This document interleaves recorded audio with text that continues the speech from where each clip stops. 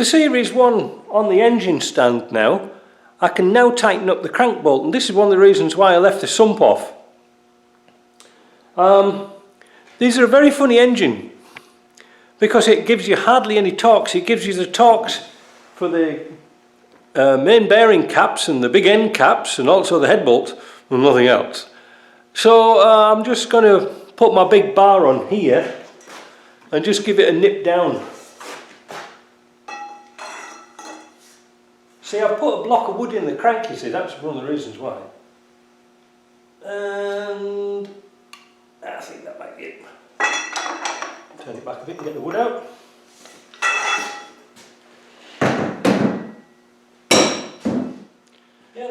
Also, today's job is to clean up the face here, put the studs back in. You see they all come out with the nuts. And just pay attention if you're ever doing one of these things to this bit here. You see where the bolts go through? You can see this piece here is preciously thin. See if I can... you can see this one better. It's preciously thin, there's hardly any surface area. And considering the gasket is about yay wide, then it goes down to nothing. So I'm going to put some RTV in there and try and build it up. And I don't think it'll do anything, but well, it's a gesture, isn't it? So I'm just putting the head back together. I'm putting the manifold on while the head's here, because it's easy to access the bolts. They're a bit tricky to get underneath. I've got the sump on, that's done. Now I've got some sealer squidging out. I'm not bothered about that. I'll wait till it dries and I'll cut it off with a razor blade. Cork gaskets, you should put them on dry. Well, we should do. But you can see there's sort of little bits that are quite thin, so I just put a little smear of RTV on them, principally because I've got a tube left. You know, I just put a bit on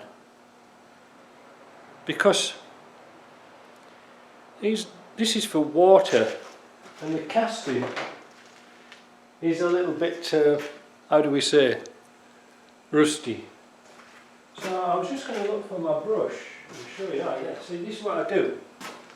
So I'll put a bit of Botch Potch sealer on, and then with a brush I just smear it around. See, like that, because you can't really smear it straight out the gun, and this is getting a bit old, but it's worth it.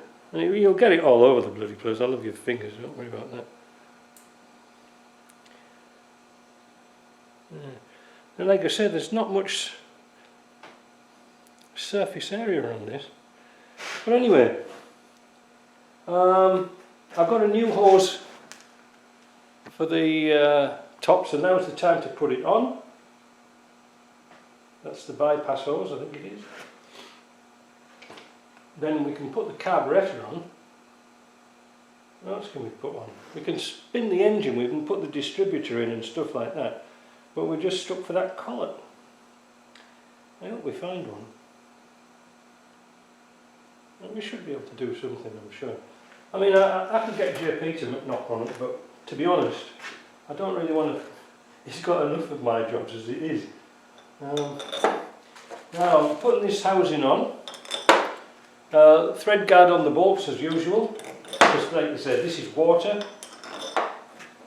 And put the gasket on. See, look. See how sort of pockmarked it is with rust.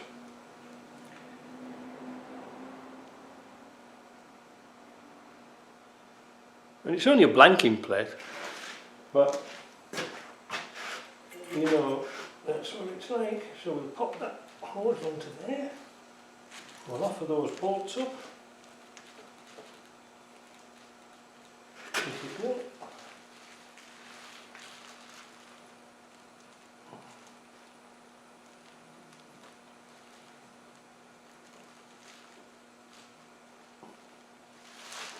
A bit tricky, a bit naughty.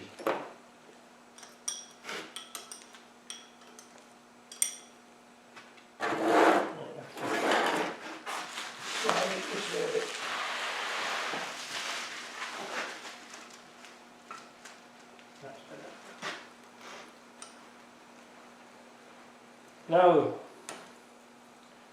with cork, just be careful. You don't have to tighten it up monster tight till it's squidging out all over the place. It just wants a gentle nip. It's a good gasket material, but you have to respect it. A lot of people put rocker covers on so tight, oh it's leaking, so they tighten it up a bit more.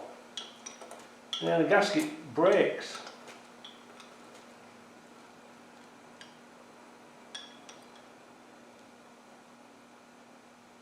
And again, just sort of do it by hand.